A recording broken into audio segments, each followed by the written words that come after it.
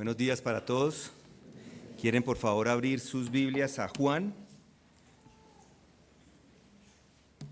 Y mientras vaya, quiero animarles al servicio vespertino que tenemos esta noche, o esta tarde-noche, porque en realidad creo que es una bendición para todos, no solamente para ustedes, yo creo que mayormente para mí, porque va a pasar más tiempo en la palabra estudiando y va a ser de bendición. Y no se preocupen por si es muy duro o no es muy duro. Escuchen a Spurgeon, Charles Spurgeon, cuando alguien le preguntó, le dice, la gente me decía hace años, le dicen a Spurgeon, y él escribe, usted se va a dañar su constitución física porque predica 10 veces a la semana y cosas parecidas.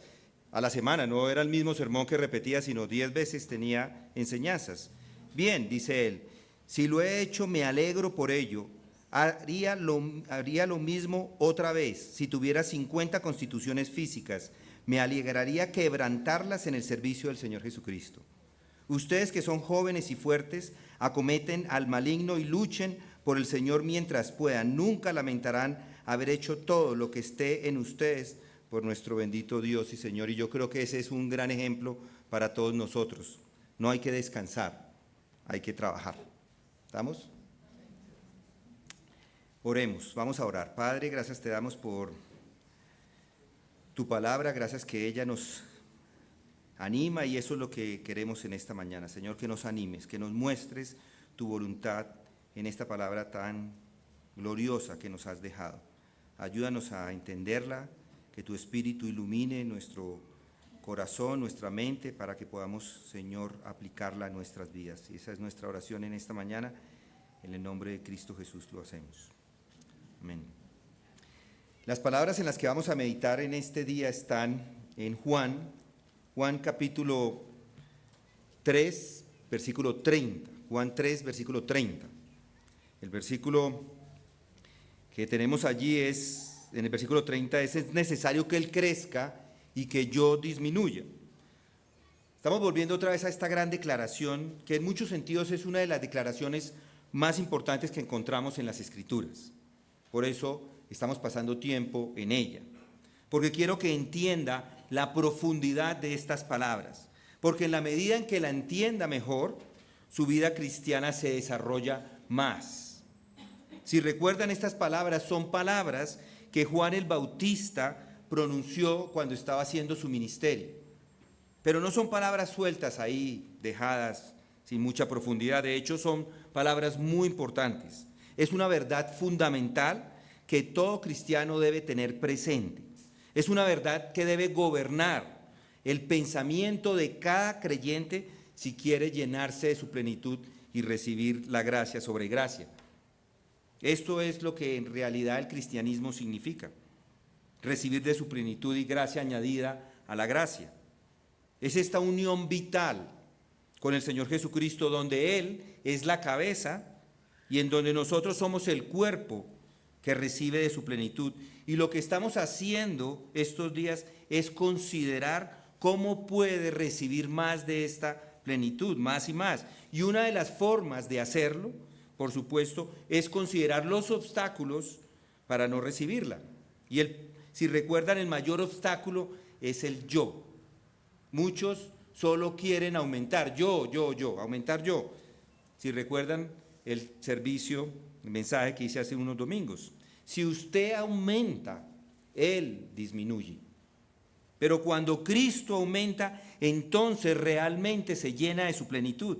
Juan el Bautista, este gran hombre, es el que nos deja estas palabras. Él era uno de los hombres más grandes que ha existido sobre la faz de la tierra.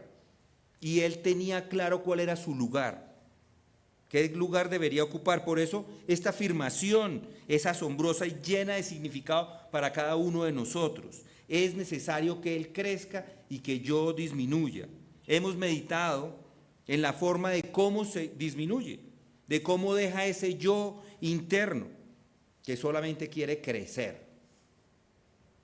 Más bien, deje que Él crezca en su vida.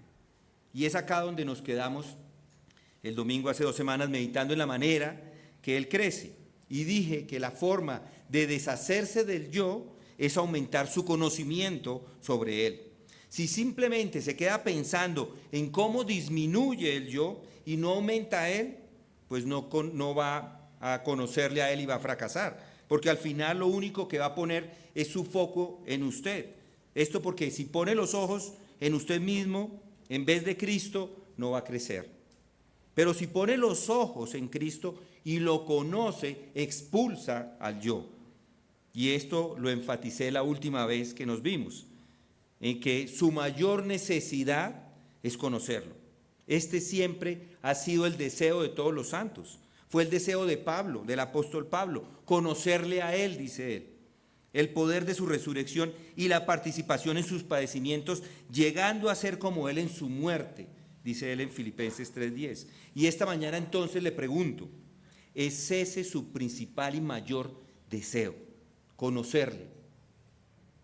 Porque muchos quieren conocer cómo predicar, cómo enseñar, cómo servir, cómo manejar sus finanzas desde el punto de vista bíblico y muchas otras cosas. Y eso está bien, pero el mayor deseo debe ser conocerle a Él.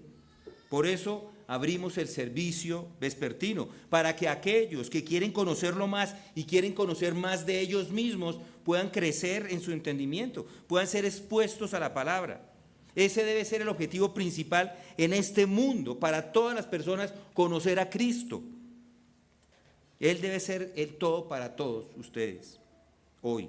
Y habiendo dicho esto, podría dejarlo ahí esta mañana, ya está. Eso es lo que debe saber, conocerlo a Él. Que debe conocerlo a Él más y más. Pero debo decir algunas cosas más, porque no llevamos sino 10 minutos. Pero eso sería suficiente. Entonces le pregunto, ¿es esta la esencia de su vida cristiana?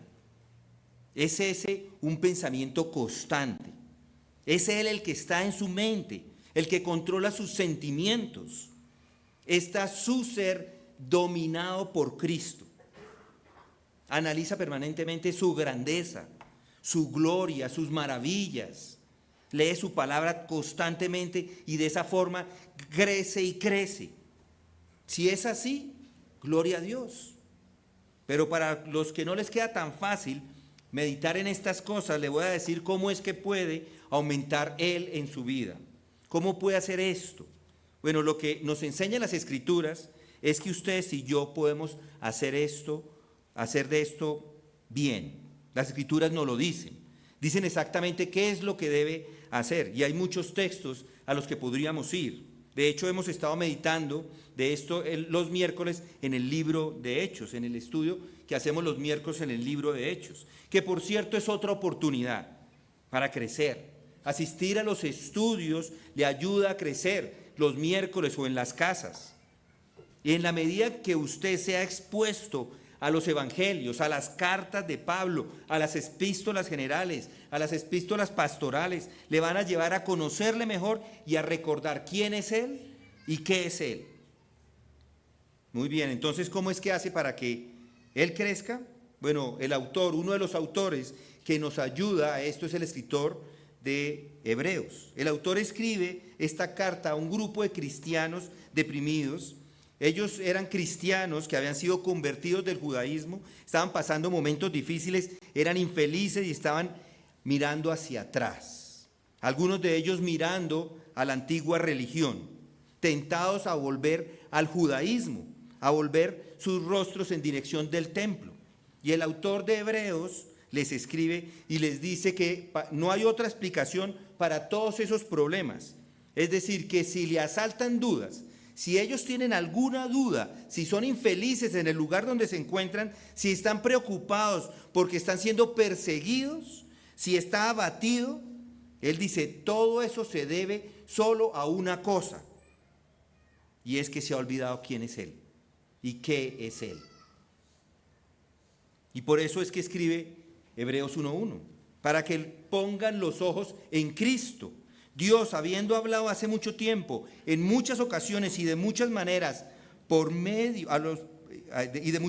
a los padres, por los profetas, en estos últimos días nos ha hablado por su Hijo.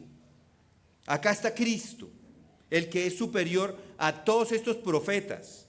superior a Moisés, superior a Elías, superior a todos los demás. Eso es lo único que necesitan saber. Y si reconocen esto, será suficiente para no mirar atrás. Eso es lo que le está diciendo él a estas personas. Son palabras directas, concretas, simples. De forma franca les dice, dejen de mirar atrás y miren al que constituyó los cielos y la tierra. Porque todo lo que necesitan está en Él. Así que sus necesidades particulares no deben ocupar su atención. Y en la medida en que lo conoce, entre más lo conoce, sus necesidades individuales van a ser atendidas. ¿Recuerdan estas palabras de Mateo? Él mismo las dice en Mateo 6, en el Sermón del Monte. 6:36 dice, buscad primero su reino y su justicia, y todas estas cosas os serán añadidas. Mis queridos amigos y hermanos, no hay nada que tenga mayor utilidad que meditar sobre su persona. Lea las grandes descripciones que son dadas de él en el Nuevo Testamento, Colosenses, Efesios, Apocalipsis, los Evangelios, el libro de Hechos, es decir, el Nuevo Testamento. Ahí se describe quién es Cristo. O en Hebreos, donde vemos su grandeza, vemos su gloria. Allí vemos que Él es igual, que es coigual al Dios eterno. Vemos al Eterno descender a la tierra, encarnarse, humillarse, soportar el oprobio y sufrir incluso hasta la muerte y muerte de cruz. Pero luego vemos su viaje de regreso a la gloria, llevándose todos nuestros pecados. Y lo vemos sentarse a la diestra de la majestad en lo alto. Hay algo más emocionante que contemplarle a Él. ¿Le conmueve esto? Pasa tiempo considerando este gran viaje que inició desde el lugar en donde no pasa el tiempo y confinarse al lugar donde pasa el tiempo y luego de regreso a la eternidad, de regreso a las altas cortes en la gloria. Si medita en eso, Él va a aumentar en su mente, en su entendimiento, en su corazón, en sus afectos y va a mover su voluntad. Ese es todo el secreto de la vida cristiana. Mírelo y considérelo. Esa es la palabra que utiliza el autor de Hebreos, ¿no? Considere a Jesús. Esa es su gran exhortación. Ese es el consuelo que le da a estos pobres cristianos hebreos. Si mira este gran evento, él venir desde la eternidad al tiempo y regresar a la eternidad, solo debe llenarles de una sensación de asombro. Pero no es solo el evento en sí asombroso. Piense en los cargos que él desempeñó y que todavía desempeña: profeta, sacerdote y rey. En el Antiguo Testamento vemos que unos eran profetas, que otros eran reyes, que otros eran sacerdotes.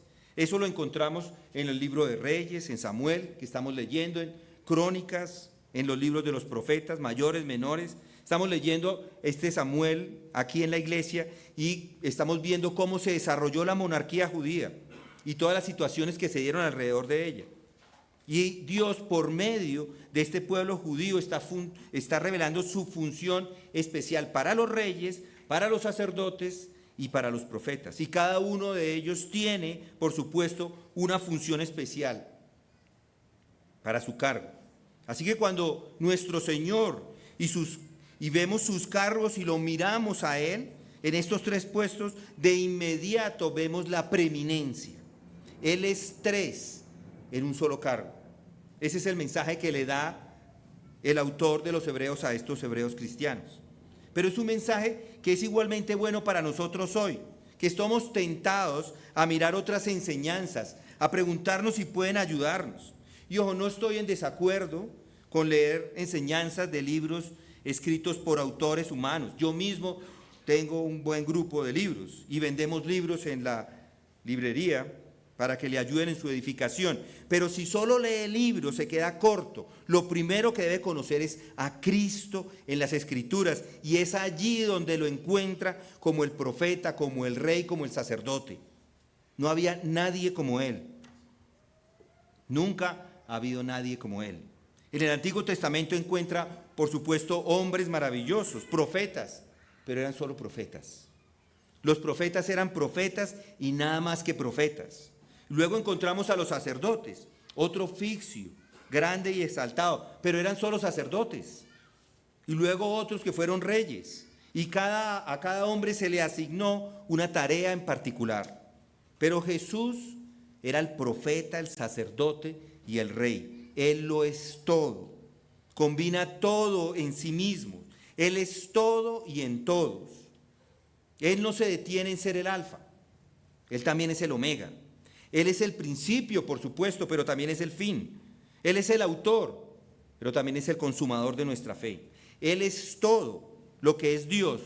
Pablo lo dice en Corintios. Dice, Él es la sabiduría de Dios, la justificación, la santificación y la redención. 1 Corintios 1:30. Él es todo. El Hijo mismo se sujetará a aquel que sujetó a Él todas las cosas, para que Dios sea todo en todo. 1 Corintios 15:28. Él dijo, yo soy el camino, la verdad y la vida. Él es todo lo que necesita en este momento. Esa es la manera de contemplar su grandeza, de contemplar su gloria. Y en la medida que lo hace, Él aumenta y hace más y más grande a Él y se maravilla y se llena de asombro ante Él. Y ojo, Él tiene estos cargos, pero Él no necesita secretarias, no necesita ayudantes, no necesita asistentes. Él funciona solo en estos cargos. No tiene que agregarle a otro para llevar a cabo sus funciones. No lo necesita. Y si lo hace, estaría restando valor a su gloria.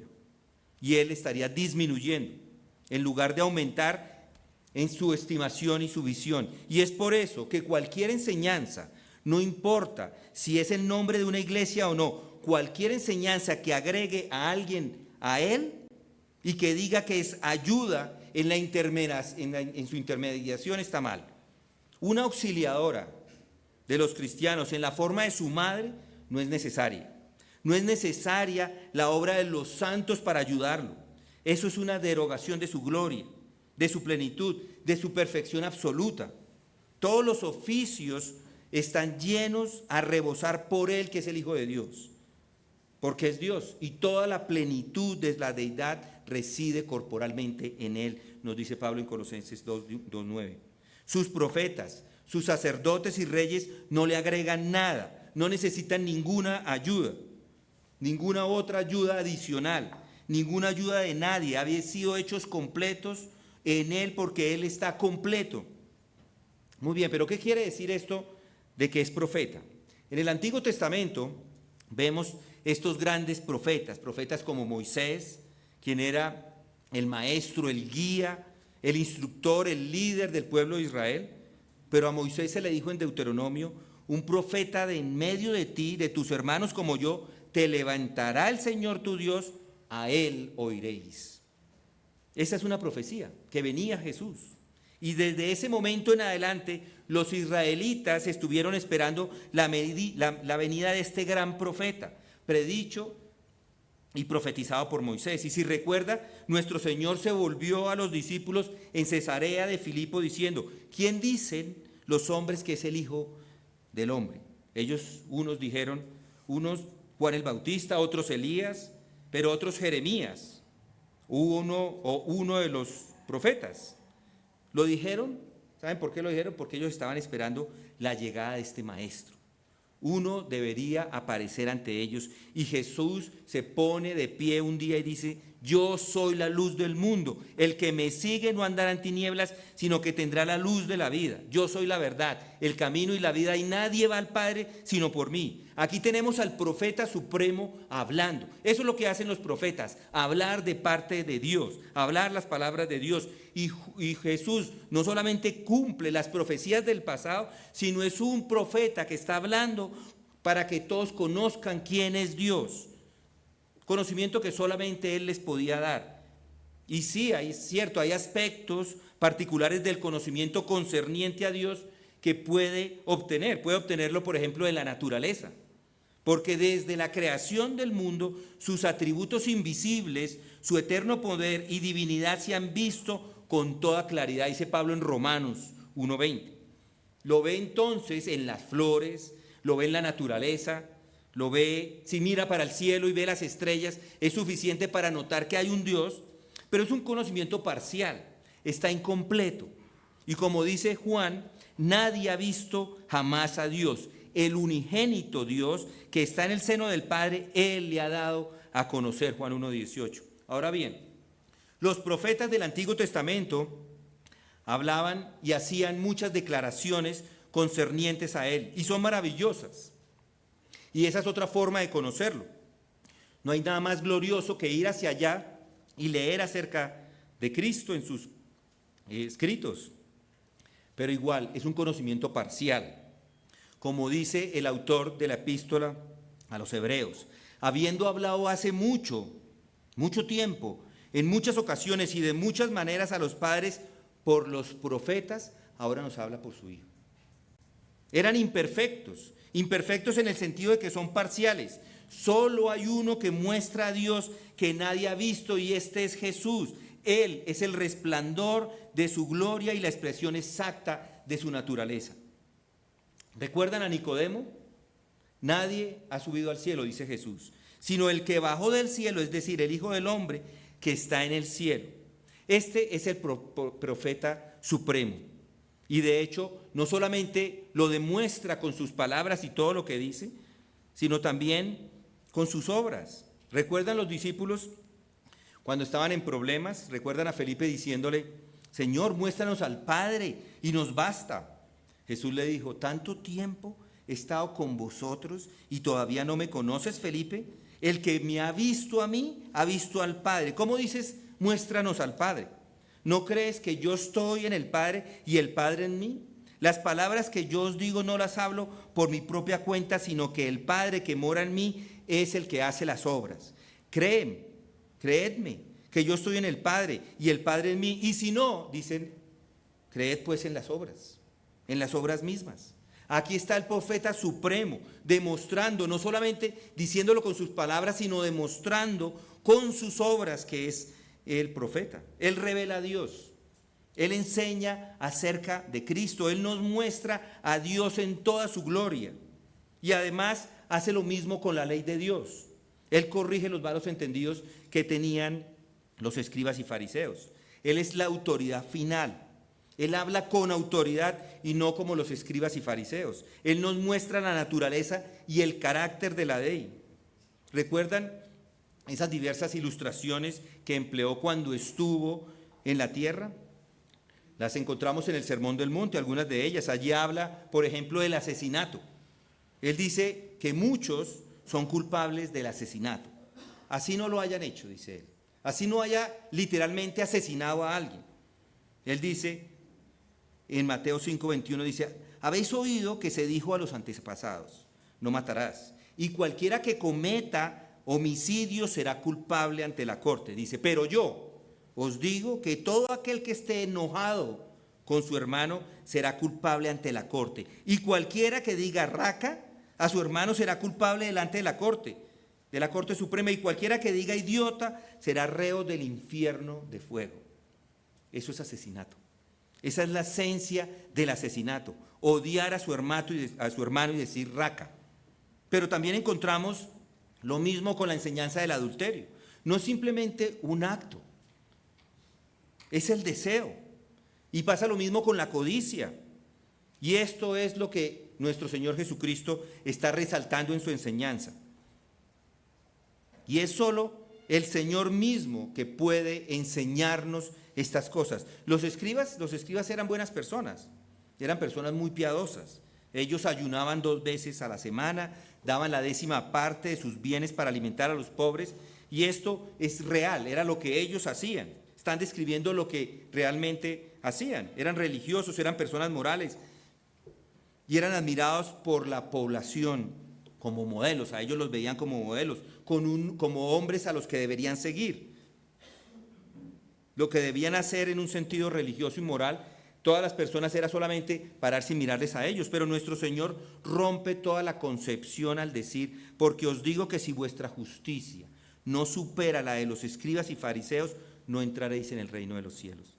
Él, Jesucristo, es el dador de la ley, pero no solamente la dio, es el que la expone, la explica. En última instancia, es de hecho el dador y el predicador de la ley. Él es el profeta supremo. ¿Recuerdan las palabras que él usa con los 12? Él dice, el Hijo del Hombre no ha venido para ser servido, sino para servir y para dar su vida en rescate por muchos. Él enseña, aquí está enseñando acerca de la salvación, está hablando las palabras que vienen de Dios acerca de cómo alguien puede ser salvo. El Hijo del Hombre ha venido a buscar y salvar lo que está perdido. Y no solo con sus palabras es profeta, él mismo profetizó su muerte. Él va a Jerusalén porque sabe que allí va a ser crucificado. Solo un profeta puede profetizar su muerte. Él insiste en ser bautizado. Todo esto nos está enseñando acerca del camino de la salvación, acerca del amor de Dios. Aquí está el profeta, este profeta enseñando. Usted no necesita a otra persona. Usted no necesita sino a Él. No necesita mirar a nadie más. Todo está en Él. Esa es la enseñanza de los evangelios. Al final dice, Él os dará un consolador para que esté con vosotros para siempre. Él profetiza la venida del Espíritu Santo y el Espíritu viene.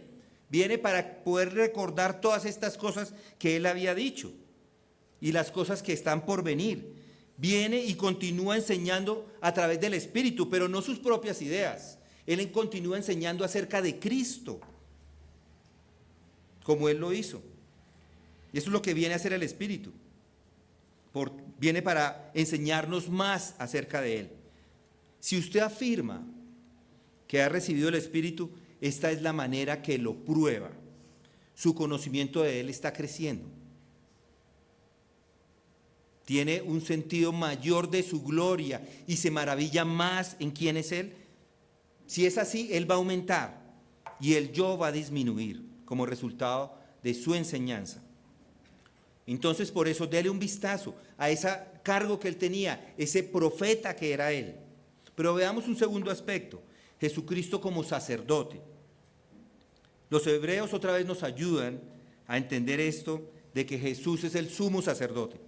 Hebreos 5, versículo 1, si está cerca a Hebreos en su Biblia, puede abrirla y ahí vamos a pasarnos unos minutos. Hebreos 5, versículo 1, dice, porque todo sumo sacerdote tomado de entre los hombres es constituido a favor de los hombres en las cosas que a Dios se refieren para presentar ofrendas y sacrificios por los pecados. Aquí lo que está describiendo es qué es un sumo sacerdote, cómo es que ellos obraban y funcionaban. Y luego dice, y puede obrar, versículo 2, con benignidad para que con los ignorantes y extraviados, puesto que él mismo está sujeto a flaquezas, y por esta causa está obligado a ofrecer sacrificios por los pecados, por sí mismo tanto como por el pueblo. Y nadie toma este honor para sí mismo, sino que lo recibe cuando es llamado por Dios, así como fue Aarón. De la misma manera, Cristo no se glorificó a sí mismo para hacerse sumo sacerdote, sino que lo glorificó el que dijo, Hijo mío eres tú, yo te he engendrado hoy, como también dijo en otro pasaje, tú eres sacerdote para siempre según la orden de Melquisedec. Jesús ha sido llamado para ser el sumo sacerdote. Y luego en Hebreos 7, capítulo 7, versículo 14, allí el escritor dice, versículo 14, Hebreos 7, dice, porque es evidente que nuestro Señor descendió de Judá, una tribu de la cual Moisés no dijo nada tocante a sacerdotes. Si recuerdan, los sacerdotes venían de la tribu de Leví. Versículo 15, y esto es aún más evidente, si a semejanza de Melquisedec se levanta otro sacerdote, que ha llegado a hacerlo, no sobre la base de una ley de requisitos físicos, sino según el poder de una vida indestructible. Pues de él se da testimonio, tú eres sacerdote para siempre, según la orden de Melquisedec. Él es el sumo sacerdote, es Jesús el sumo sacerdote, el mayor por encima de todos los sacerdotes que experimentó Israel jamás en su vida, por su llamado, la forma como fue llamado, por el oficio que representaba. Mis hermanos, meditar en esto no es para aquellos que tienen poco tiempo para leer, no quieren meditar o quieren pasar su día entreteniéndose. No es para aquellos que escuchan sermones de 20 minuticos y ya está. Este es un tema que le puede ocupar el resto de su tiempo aquí en la tierra y para la eternidad. Jesucristo es el gran sumo sacerdote. ¿Y qué significa para estos cristianos hebreos? Porque ellos estaban, ¿qué? Haciendo, mirando hacia atrás, hacia el templo. Estaban mirando al sumo, más grande de los sacerdotes humanos, el primero de ellos. El sumo sacerdote fue Aarón y luego vinieron otros de su descendencia. Pero cuando uno pone a Aarón al lado de Jesús, Aarón no es nada. Aarón es simplemente una sombra. Aarón y todos sus éxitos en el sumo sacerdote son nada más que sombras. ¿Y de qué manera es preeminente Jesús sobre todo lo demás? Bueno, de acuerdo con esta enseñanza, Él es supremo en su llamamiento, porque es según la orden de Melquisedec. Noten el versículo 1 del capítulo 7. Este Melquisedec, rey de Salem, sacerdote del Dios Altísimo, el cual se encontró con Abraham cuando éste regresaba de la matanza de los reyes y lo bendijo, a quien Abraham le entregó el diezmo de todos los despojos, cuyo nombre significa primeramente rey de justicia y luego también rey de Salem, esto es, rey de paz. Escuchen, sin padre, sin madre, sin genealogía, no teniendo principio de días ni fin de vida, siendo hecho semejante al Hijo de Dios, permanece sacerdote a perpetuidad. Este llamado es según la orden de Melquisedec. Él no viene de la tribu de Leví, y los sacerdotes venían de la tribu de Leví. Pero aquí hay uno que no es de la tribu de Leví. ¿Y por qué no es? Bueno, porque Él está por encima y está más allá de todas estas reglas. Él es el gran sumo sacerdote, Él es el Hijo de Dios. Y entonces el autor de Hebreos es lo que le está diciendo a estas personas. Miren el versículo 11 del capítulo 7. Si la perfección era por medio del sacerdocio levítico, pues sobre esa base recibió el pueblo la ley, ¿qué necesidad había de que se levantara otro sacerdote según la orden de Melquisedec y no designado según la orden de Aarón? Preguntan. Porque cuando se cambia el sacerdocio, necesariamente ocurre también un cambio de la ley. Pues aquel de quien se dicen estas cosas pertenece a otra tribu, de la cual nadie ha servido en el altar. Porque es evidente que nuestro Señor descendió de Judá, una tribu de la cual Moisés no dijo nada acerca de los sacerdotes. Su llamado es un llamado diferente, es un llamado único. Él no viene como uno en una serie, Él no viene por descendencia lineal. No, todo en Él es único. Él no viene como o que viene de un padre terrenal. No, Él es nacido de una virgen concebida por el Espíritu Santo. Es el Hijo de Dios. Él es llamado y puesto en su posición por quien es y lo que es. Y luego considere su ofrenda. ¿Qué hacían los sumos sacerdotes? Los sumos sacerdotes iban y colocaban su mano en la cabeza de un animal o de un toro o algo así y transferían metafóricamente los pecados de la gente al animal. ¿Y luego qué hacían con el animal? Era asesinado y su sangre era recolectada. Y el sumo sacerdote tenía el gran privilegio de ir una vez al año al lugar santísimo para hacer la expiación por los pecados del pueblo. Y lo hacía con esta sangre. Pero recuerden Hebreos 9 versículo 11. Escuchen lo que dice. Pero cuando Cristo apareció como sumo sacerdote de los bienes futuros a través de un mayor y más perfecto tabernáculo, no hecho con manos, es decir, no de esta creación, no por medio de sangre de machos cabríos ni de becerros, sino por medio de su propia sangre, entró al lugar santísimo una vez para siempre, habiendo obtenido redención eterna. Porque si la sangre de los machos cabríos y de toros y la ceniza de la becerra rociada sobre los que se han contaminado santifican para la purificación de la carne, cuánto más la sangre de Cristo, el cual por el Espíritu eterno se ofreció a sí mismo sin mancha a Dios, purificará vuestra conciencia de obras muertas para servir al Dios vivo. Y por eso Él es el mediador de un nuevo pacto, a fin de que habiendo tenido lugar una muerte para la redención de las transgresiones que se cometen bajo el primer pacto, los que han sido llamados recibirán la promesa de la herencia eterna. ¿Qué más podemos decir? Ofreció su propia sangre. ¡Qué sacrificio! Él es la víctima y además es el sacerdote. Él es el que ofrecía y es la ofrenda. ¿Había llevado qué? Su propia sangre. Presentó su propia sangre. ¿Por qué? Porque todas las cosas son purgadas por sangre. Es lo que dice la ley. Y sin derramamiento de sangre no hay remisión de pecados. Por lo tanto, era necesaria su muerte, su derramamiento de sangre de una vez y para siempre. ¿Está disfrutando de esto? Esto le está moviendo, le emociona. Siente que esta mañana es más maravilloso ser cristiano que lo que había pensado antes. Lo es. Y escuche esto, lo ha hecho una vez y para siempre.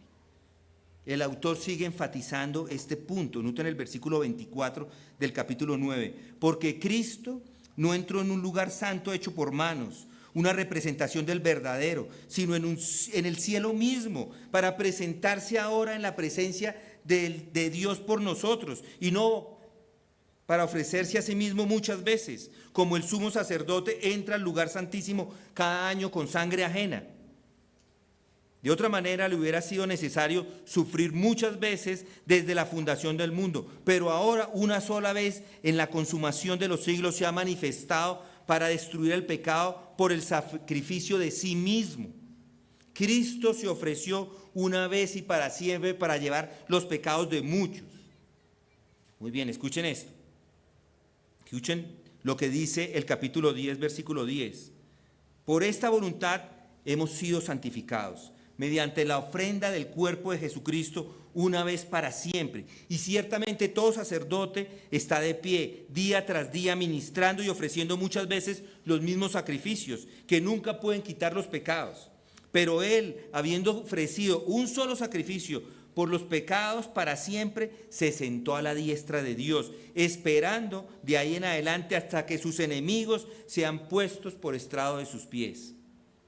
Porque por una ofrenda Él ha hecho perfectos para siempre a los que son santificados.